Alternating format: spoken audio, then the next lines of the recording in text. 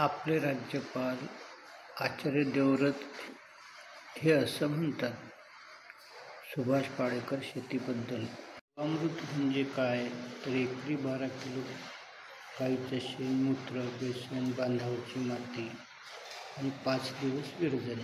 100 वर्ष आपल्याला सुभाष पाळेकर यांचं ज्ञान प्रवाहित करावं लागेल ओठाओठावर संपूर्ण भारतात. त्यातील लोकांनी कविता करा, आत्मकथन लिहा, सिनेमा लिहा. बेलोरा येथे 300 हॉलचं मॉडेल तयार करा.